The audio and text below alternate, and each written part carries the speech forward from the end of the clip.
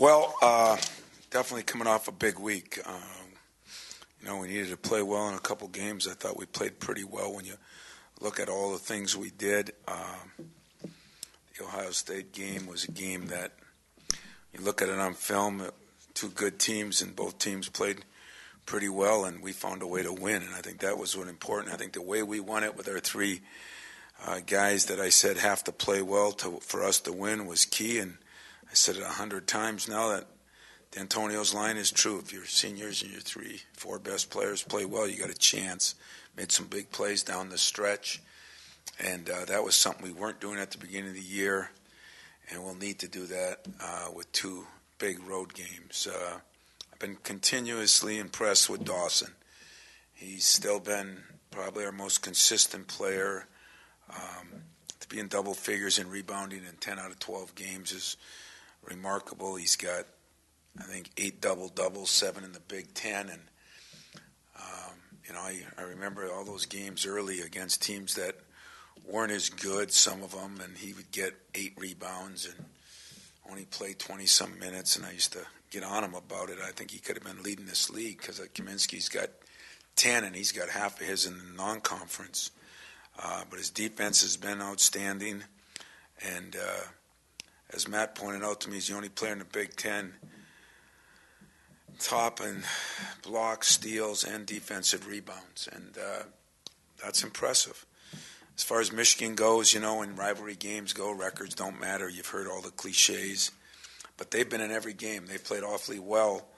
I thought could have, should have beat Illinois. They were up 7 late in that game. So every game but Iowa at home, they've been in our game, Indiana, Illinois, just to name a few.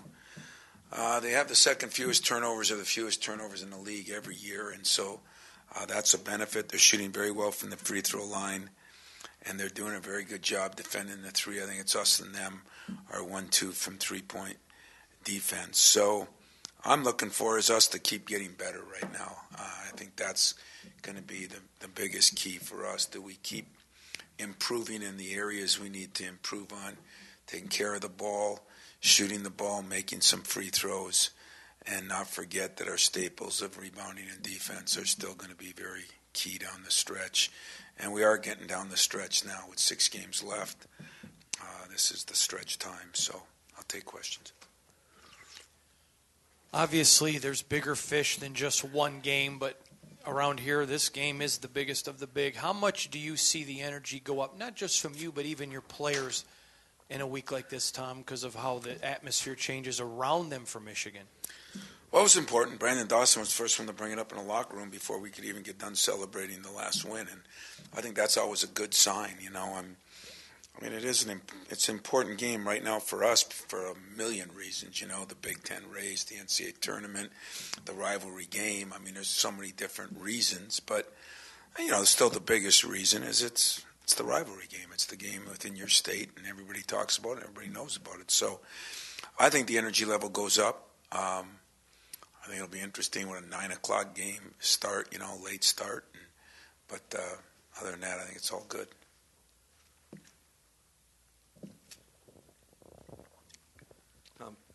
Is there anything other than them getting better contributing to your struggles there recently? Is the atmosphere a lot better in tandem with the team or the program improving in the last few years? Well, I think the atmosphere is definitely better, but I think it's because they've improved. In last year's game,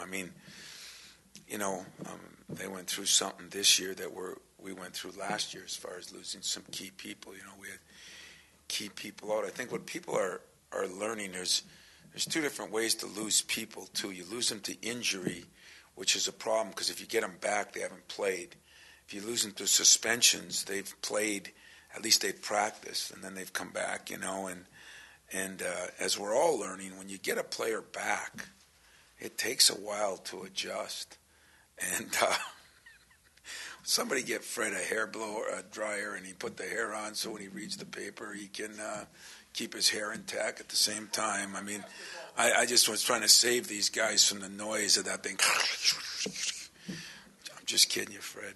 I really don't care. In fact, I'd rather listen to that paper than me myself. But I think their atmosphere has improved because the atmosphere here improved this week. I mean, when you're winning, when you're playing better, your atmosphere is going to improve, and that's one thing. But I think the biggest thing is their team's better than it was 6-7 years ago. Tom, going off that a little bit, a couple weeks ago, maybe not even that, after the Illinois game, Costello talked about there not being a feeling of happiness around, even when they won, because they didn't feel like they were playing very well. Have you seen that change in just a week's time? Yeah, I have. I think that's a very good point, and I'm glad Matt looked at it that way. I mean, players sometimes are not as smart. But you're having a tough day, huh? No, seriously. Tough day, man. Didn't get your wife anything for Valentine's Day, and it's been a rough weekend, huh? Yeah, I got it. Yeah.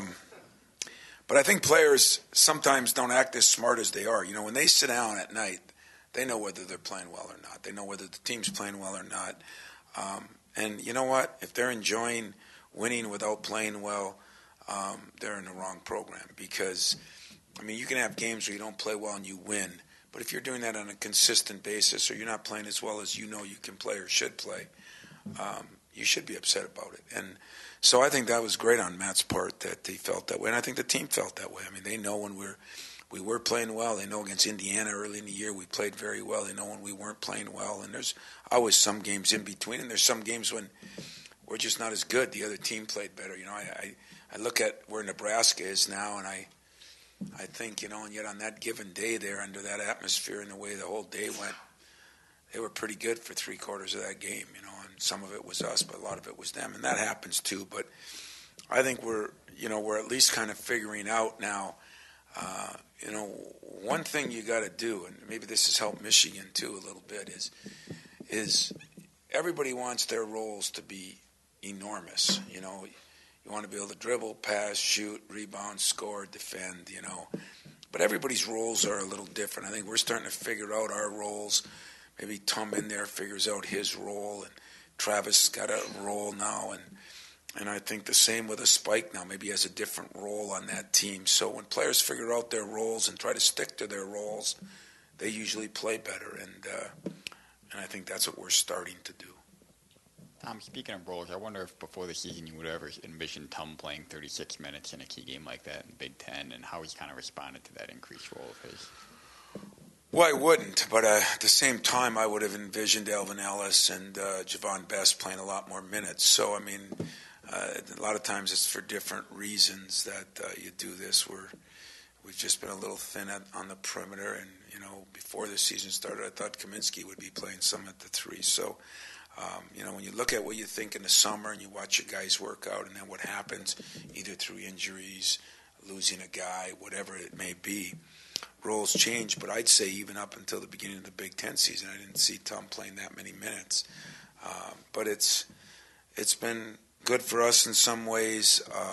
I'm not sure he's a 36-minute-a-game player, but when you get in foul trouble, which is still our biggest key, when Denzel gets in foul trouble, if you look at the games we lost, that is a common denominator. You look at Duke, him sitting 8-9 minutes on the bench in the first half. You look at Maryland. You look at Texas Southern. You really look at that last game. We're 9 up, and I'm not saying it's all because Zell is so good, but maybe the people we bring in aren't as good and doing what he can do. The combination has been dramatic. So that's one of the things we figured out in the last 2 days that has made for some pretty big swings and some of the big losses or, critical losses we've had. But Tom can, he does his job. He guards, he runs our break, and he gets the ball to shooters. And if nothing else is there and the shot clock runs down, he pops out and hits a 3. That's kind of what his role's been. I wanted to piggyback on the Valentine foul thing. I think he had his first foul late in the first half, and it was just, do you have to talk to him about not getting the throwaway foul? At the time, that seemed inconsequential, but later on, that catches up to him. The smartest player I have on this team, to me, is Valentine. And some of the, pick a better word than I normally would use, Very good. Some of the more unwise fouls that we've had this year are his. And, and like there's one he almost showed me on film where he didn't think he fouled him at all, but I'm watching from the bench and I'm calling it a foul. It's the one underneath that I think got him his third, and I said, you just can't put yourself in that position. And so you're right. I don't want him unaggressive. I don't want him out there playing scared to foul.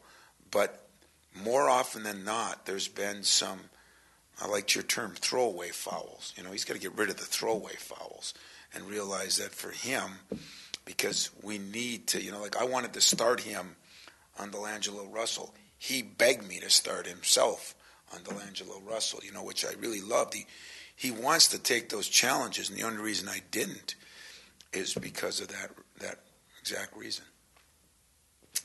Tom, this is the arena where fans yell at you to stand up when you're already standing and call you midget and everything, and they get on your team and they chant. I got some jokes about you that I use in my office room. Setting with my up a assistants question. too. I'm setting up a Go question. ahead. Is there a sick part of you that likes a hostile road environment as much as a home environment? I do. I love it. I mean, I usually talk to those fans. Illinois used to be a great place, and I talk to them in a nice way. I'm a big believer, for the most part. If they're swearing at me, but that doesn't happen very often. Hostile in a good way. I'm almost, I gave a couple of their fans a high five on a couple of those great posters they had one time. I think that's all a part of college basketball. Hostile but clean. That's the difference in college and pro, and that's, I think it's great. I really do. I don't think players do, because players haven't been through 30 years of it. I've kind of, I got double damage. Judd was an easy guy to get on too, just because of mannerisms. So maybe I am vertically challenged a little bit, but he had a lot of things that he looked at, and that made for some interesting. I'd sit there on the bench from my GA days up and shake my head thinking of some of the things they said to him and other people too. So somewhere it's complimentary. Hell, if we were 1-20, I wouldn't hear any of them. So somewhere it's complimentary. I know some of the things he says about you, yes. Did he ever respond to the fans?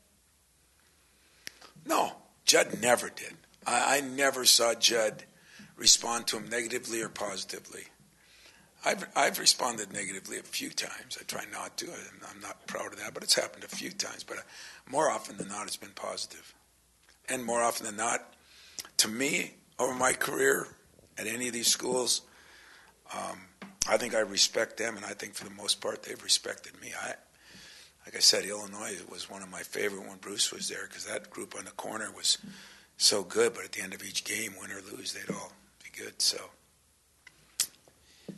In football, one game can have such a major impact in recruiting. With basketball, you could play as many as 3, possibly even 4 times in a year. Does it not impact recruiting, Tom, one game as much as football, or do we see it in other ways? I don't think it does as much as football. I think there's 2 reasons. Number one, because you play more than once. Number two, when our state was really good and there were 10, 12, 14 Big Ten players in the state or ACC players, and that thing has diminished a lot. And a lot of times we don't even recruit against each other now. Different styles, different systems doesn't make it right or wrong or anybody better or worse. But I think the combination of the number of players we lost in the state and things like that. So it's a rivalry for just everybody who went here, for 492,000 living alums or whatever we got, and it's a rivalry for the teams and the coaches. In recruiting, I'm not sure anybody looks at anything like that anymore. I think they look, where can I be a pro? Where can I play 39 and a half minutes? Where can I star and be done in a year? The landscape of that has changed so much. But, it's still important. I'm not downplaying it. I just mean it's not like I think you think it is in football. Have you talked at all about the possibility of Walton pulling a Clyde Frazier here and Sure. coming out. Sure. You know, it wouldn't surprise me if Walton played. I don't know. They're a little more closed-lipped on what has been wrong with them, and I understand that too. So that would not surprise me. We will be prepared both ways, although it's, you know, like everything, it's hard to prepare.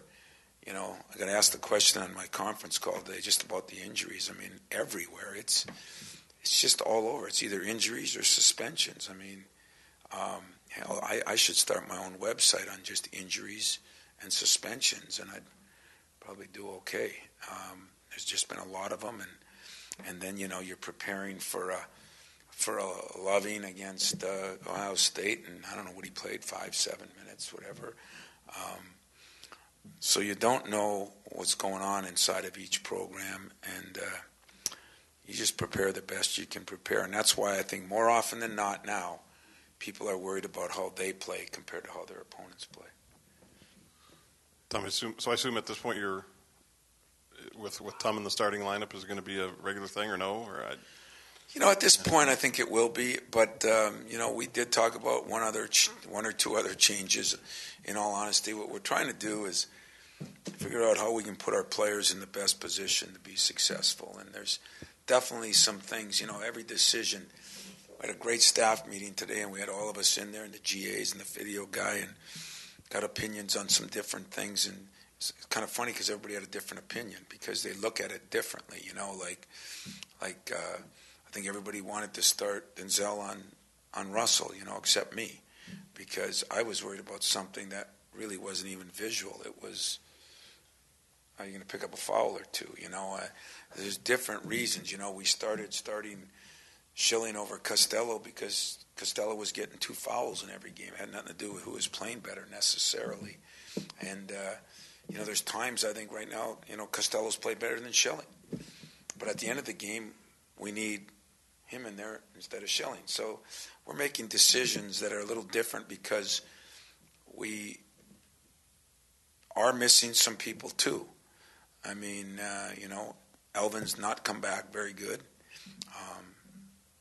Javon is not back. You know, I beat a dead horse with Kaminsky, but that was a key cog in what we do. And so what you went into the summer or started to go into the fall with, those things are different for us too. And so now you're trying to manufacture some things, and our guys playing. There's no question in my mind that one of the worst things we did is we played Trice to death. I mean, didn't have a choice. We just didn't even have those guys able to play, much less are they ready to play. They couldn't even play then most of that month of December. And, you know, I think it wore him down a little bit. And, you know, I'll hear 100 times from, God, my own wife, you know, well, the other team had guys that played, you know, so many minutes. I mean, everybody's different. Every body's different. Every system's different. And so all I'm going to do is try to put guys in a position where they can be the most successful. And I don't think we're done tinkering yet, unfortunately. But at the same time, maybe that's going to be the new era, you know, with injuries and suspensions. Who has stayed? You know, what team has stayed normal? Let's go through them. Wisconsin, no. Maryland, pretty much 90% of the season. Wells was out at the beginning. You know, I'm looking at the top teams. Ohio State, no. Michigan State, no. Michigan, no. Illinois, no. I mean, you know, this is not the norm, but it might be the new today, you know. It just might be. Coach, you had to get away from the running game in the second half on Saturday. You know, how confident are you in your team's ability to execute in the half-court game just going forward when that running game doesn't work out? Well, not only did we not run, but we didn't execute either. I mean, we, you know, right, wrong, or indifferent, I chose to kind of shrink the game down to keep Denzel, you know, to be able to go with him the last 9 minutes. And, you know, and some of it, I mean, we turned it over and gave him a 3 and a layup that it wouldn't have mattered if Denzel was in. It was poor play on our part, but it was all within that 6-minute or 5-minute stretch. And I don't want to do that anymore. I didn't like doing it then. I just looked at their personnel. I knew what we had.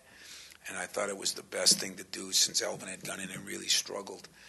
And those are decisions that you got to make on the spot. But we've been shooting the ball. Right now we're second in the league in three-point shooting. Overall, we're still top 4 or 5. So, and our half court has been okay. We've executed okay. In that game, maybe we didn't as well, but some of that was my fault, if you ask me, or my choice, the decisions I had to make. So I'm confident in it. You just said, Travis talked a little bit, Tom, after the game about you guys have been working a little more on, motion, continuity stuff. I know you guys have always had that in there, but is that part of the things that you've been looking about in terms of the half-court offense? Well, we've been looking at a few more things where we can spread the court out a little bit more, and when you only have so many shooters, sometimes it's hard to do that.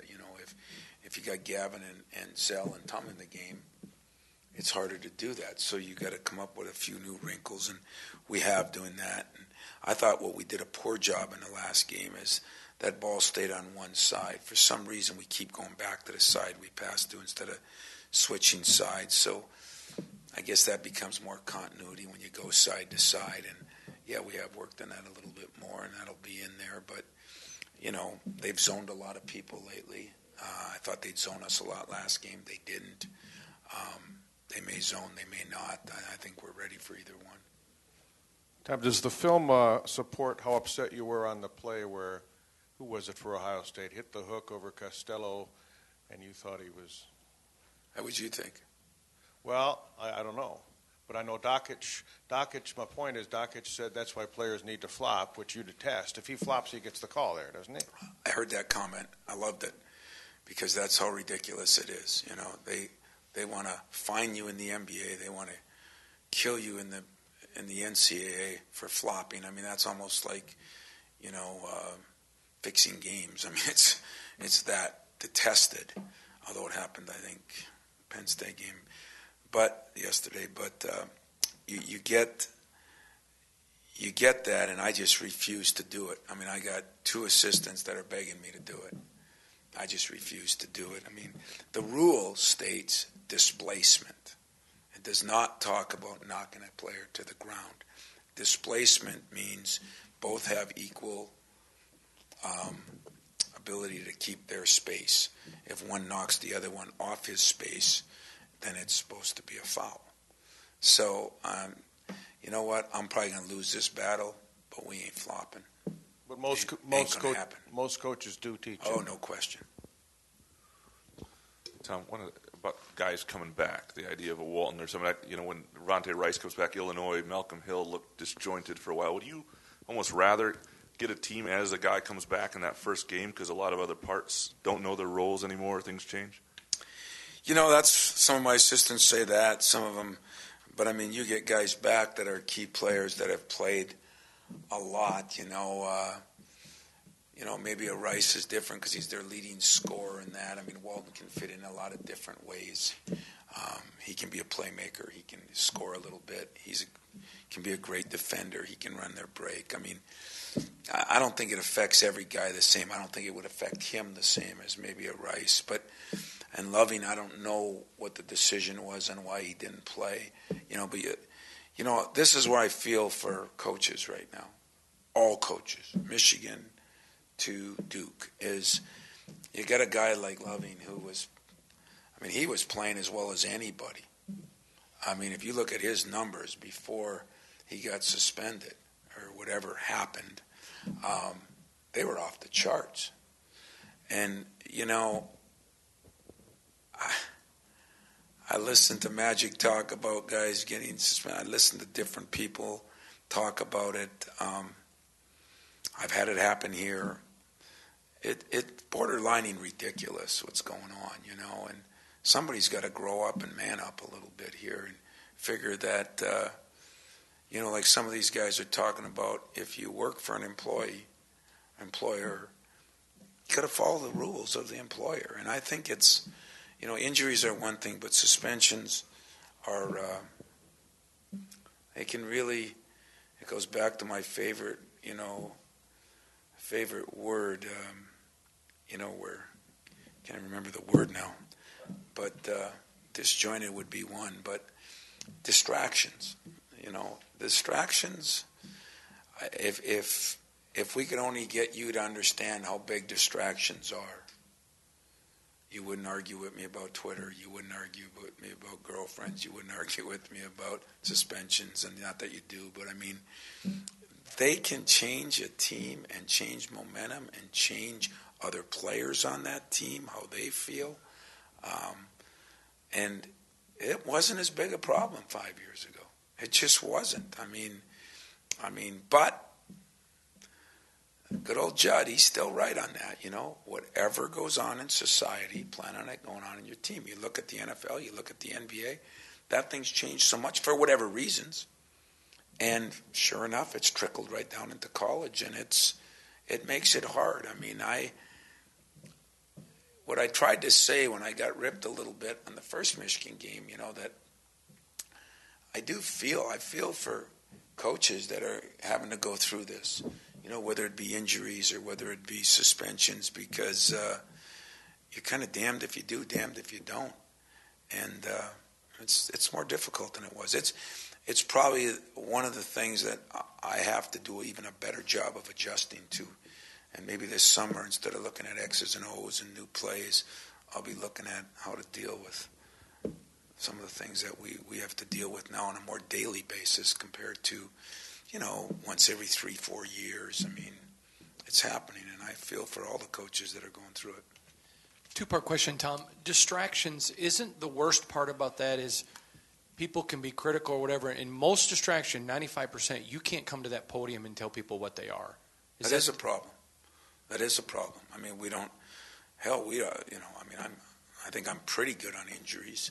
I mean, maybe not perfect, but a lot of people don't believe in even letting people know that.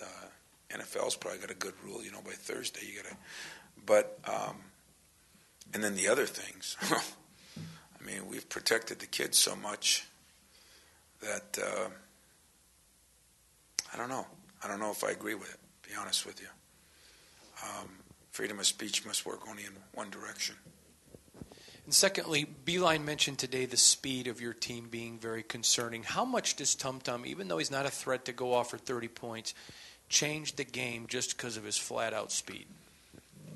Well, speed kills, as they say. And, he can get it from one end to the other. And I think what happens is more bodies run because they know that he's going to get it. I think it also frees up Trice a little bit to, not being as rugged of a kid. It frees him up to not have the beating of having to do that every play. And so Tom brings that dimension to us. I wouldn't say we're the most athletic team that we've had here, but I think at times we can be very athletic because Schilling can run and Dawson can run, and Valentine, I wouldn't consider him a great athlete, but he can run. So I think it's more, I don't know if the speed of our team is there. I think we can play fast at times, and when we do, we're a better team, as most teams are. Tom, I know you talked about how good the crowd was on Saturday, but what really struck me on TV were some of the reaction shots of Draymond and Adrian Payne, and the Valentine parents were hugging. How much more special does it make a win like that when you can share it with these people that are like family to you? I think I've said it a million times, but I'll go for 1,000,001. Greatest day beats Final Fours. Because when you see the number of parents we had back, Adam Ballingers and Bograkises and Ishbias, and I mean, there's so many parents that came back from 10, 12 years ago. The players that came back, there were managers that came back from the 50s. And I think we do it different than most schools. We have one every year. It's no celebrating just the championship team. It's celebrating every individual that had anything to do with building this program.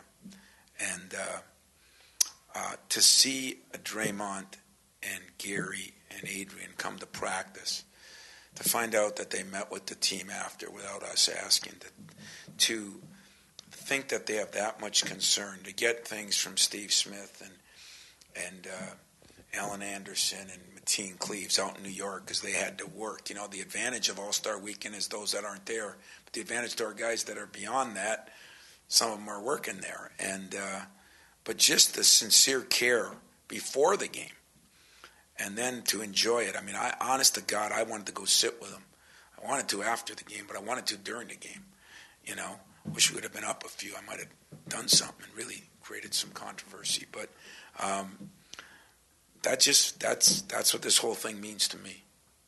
Having a function at my house after, that's what this means to me. I mean, there is no better thing. And I got a chance to watch.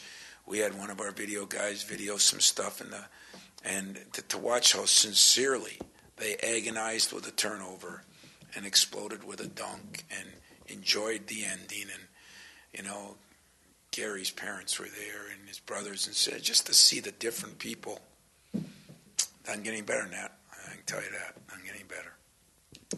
I mean, it seems like it's been a while since Matt's really got into foul trouble like he was at the beginning of the season. Yep. Is that as big as a concern with you, and could he maybe work his way back into a starting lineup? Well, he could, but maybe the reason he's not getting in foul trouble is because he's not in the starting lineup. You know, I think people have a tendency to call the game real close early to kind of set whatever standard they want. And you know, is he more mature now? Is he smarter? Does he understand it better? Could he do that? Yes. All those things are yes. But then there's also the fact that at the end of the game, the last 5 minutes of the game, I got to have the best free throw shooting group I can have in there. So it's not only for fouls, it's a little bit conditioning, a little bit everything. And those are some of the things and reasons when you're sitting there writing some night and you're saying, why would he do this? I can promise you there's a backhanded reason that might not make sense above ground, but makes a lot of sense below ground. And that's, this year we've been juggling that a lot more than most years, and possibly because of all of our injuries early, we just never got any continuity. But we're getting there, and hey, there's no better time than to, you know, get it right at the right time of year. And I've unfortunately said this more often than not. I do not plan for the end of the year like most people think. I do not want to be, let's lose some games early so that we can win them at the end and you can be known as a guy in February or March. March is a different story now when it gets to tournament time, but we don't try to do that. But it seems like, you know, last year because of the injuries, this year maybe we're playing our better ball at the end. And for this team, that would be great. But we still got some big games left, a lot of them on the road. Feels like one more win just puts us one more step closer to some of our goals, but it doesn't make you relax much, I can promise you that. So I'll put you on the spot on your best and worst moments at Chrysler. The best, you know, would have to be when Jason Richardson played. I felt like we had 5,000-6,000 fans there, and we played awfully well, and that was probably one of the best. The worst was any time we lost. God, if you reminded me, I try to forget those, even though I remember them. I mean, there's been a couple 1 or 2 point loss games. I thought the one last year was tough because I thought we played so well early, and then, you know, just in a little stretch, we just kind of ran out of it and then ran out of players. But I don't know. You know, if you reminded me, I'd probably tell you if it was. You got one in mind? Yeah, that was a tough one. That was yeah. You just won the jackpot, Joe. That probably would rank right up there because of the way it happened. And but there's been it's been a weird series if you look back, you know, one way or the other a lot. And there was some times when it was a lot of close games, but there's been times when there hasn't been. So every game's a memory. It's I don't know if one's worse or not. If you win, it's it's always good. But I don't know if anyone's better than winning one than winning the other. And if you lose, it's always bad. But it's a good rivalry. He's done a good job there, and we're both in a different position. We both lost a lot of players at the beginning of the year, and it's been a different year for probably both of us in some ways. But I don't think it'll have any damper on the competitiveness of the game tomorrow night.